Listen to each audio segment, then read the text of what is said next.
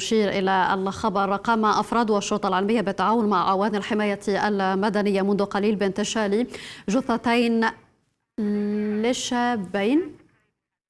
لشابين كان داخل مخبأ عجلات طائرة تابعة للخطوط الجوية الجزائرية بمطار هواري بومدين. وبحسب إذن المعلومات والصور والفيديوهات التي تحصل عليها النهار أونلاين، فإن الشابين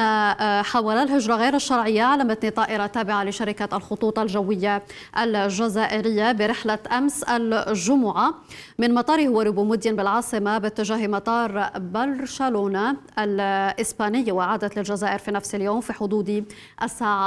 9 مساء.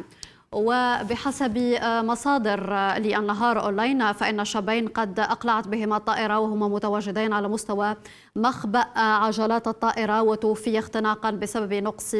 الأكسجين. إذن مشاهدينا، كما نتابع في هذا الخبر الذي وردنا، قام أفراد الشرطة العلمية بالتعاون مع أعوان الحماية المدنية منذ قليل بانتشال جثتين لشابين كان داخل مخبأ عجلات طائرة تابعة للخطوط الجوية الجزائرية بمطار هواري بومدين الدولي. وبحسب المعلومات والصور والفيديوهات التي تحصل عليها النهار أونلاين، فإن الشابين حاولا الهجرة غير الشرعية على متن طائرة تابعة لشركة الخطوط الجوية الجزائرية قامت برحلة أمس الجمعة من مطار هواري بومدين بالعاصمة باتجاه مطار برشلونة الإسباني.